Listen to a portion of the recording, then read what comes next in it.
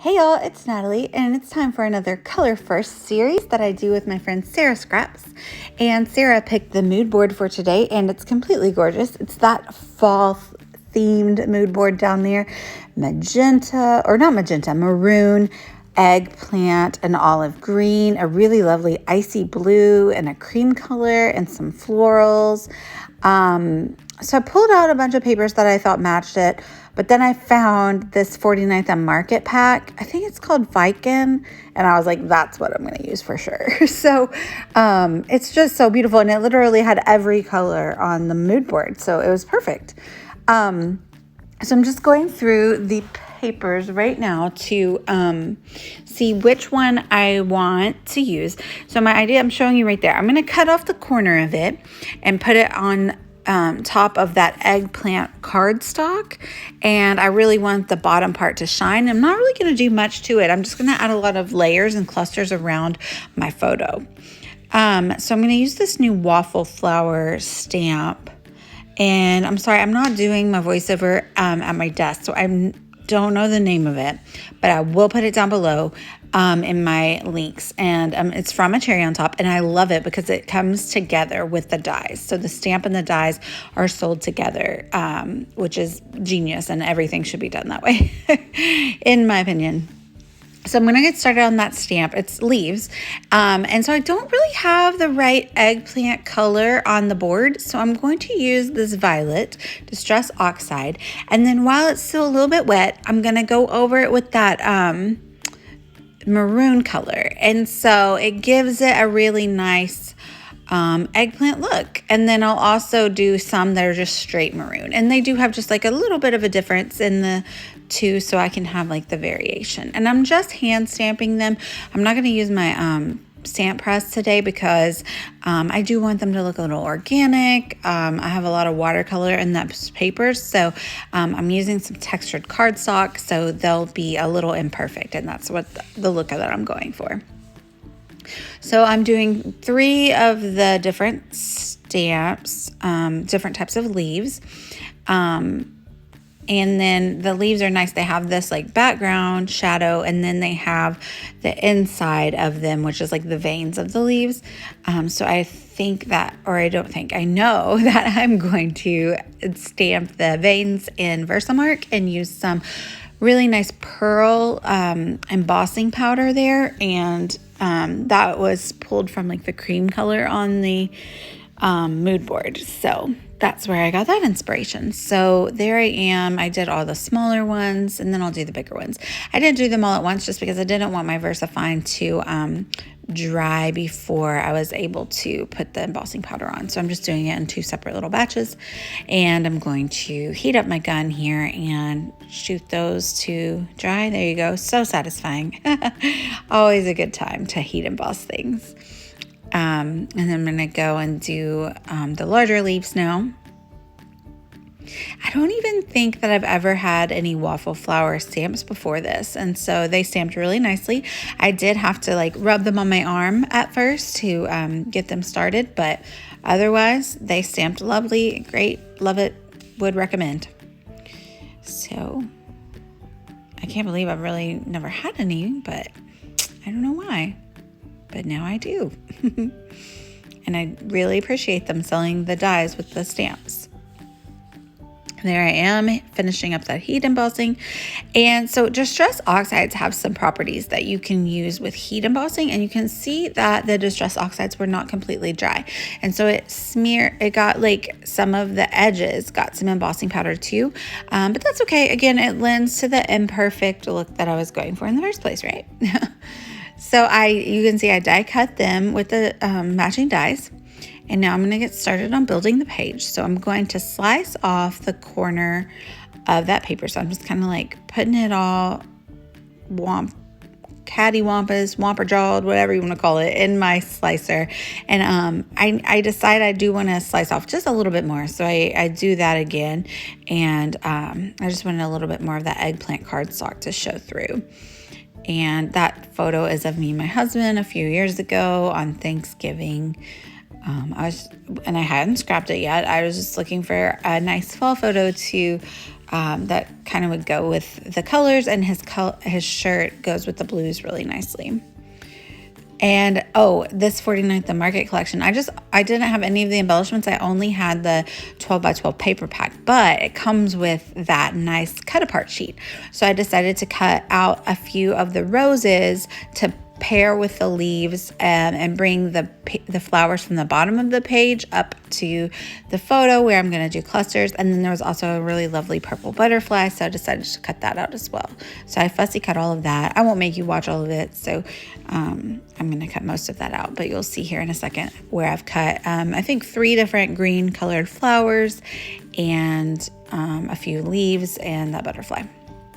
And I also, off screen, used my favorite Garden Sizzix Tim Holtz dies to cut a few foliage bits with a gold metallic paper. There was no gold really on the mood board, but I thought that gold would look really nice on a fall page, and with the purple, I really like the look. It actually, the gold ends up being kind of like the star of the page, I think, in my opinion, actually.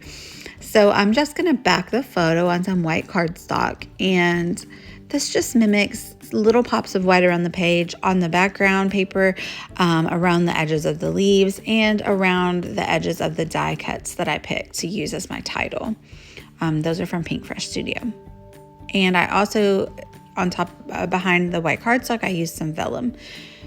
And I'm going to pop the photo up on some dots so I can kind of tuck all the layering bits around it and underneath it.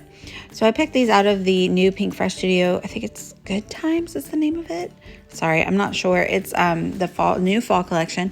So I picked these, and that You and Me, it might be hard to tell on here, but it's like a gold metallic. So that's where I got the idea of doing the gold foliage. So I picked those 3 words. It says You and Me, happy together. And I'm just showing you kind of where I'm thinking of putting all of the die cuts around the page, layering things up, making sure to put the green florals on the purple cardstock because it'll pop off very nicely. Green and purple were my favorite color combination when I was growing up. So this collection really speaks to me. It's gorgeous. It was so perfect. Like even those florals there, I would call them olive green for sure. So I took that off the board and everything. What am I doing here? I'm pulling off the sticky on the back of my Pop Dots, and those are from Spiegel Mom Scraps, and those are my favorite Pop Dots. They're just so easy to use, and I love to stick them on everything, pop everything up. I have this velour or velvet ribbon that I picked up on clearance at the end of the holidays last year, and it is so gorgeous, and it's that olive green too, so I thought it would be a nice little transition between the cardstock and the pattern paper. So I'm just going to use some of my red line tape to put that on the paper. Red line tape is really strong, and I didn't want to get any wet adhesive on the velvet, so that's why I chose to use the tape. And it'll hold nicely. I don't think that's coming off anytime soon. So, and at the end, I try to slice it off and cut it, but actually the best thing to do is to wrap that ribbon around on the back and stick it down on the back. What are we doing here?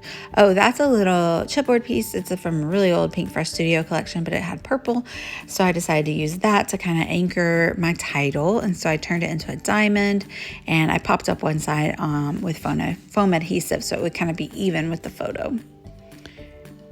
So I'm just going to stick all of these pieces kind of back where I was thinking that I wanted them to go.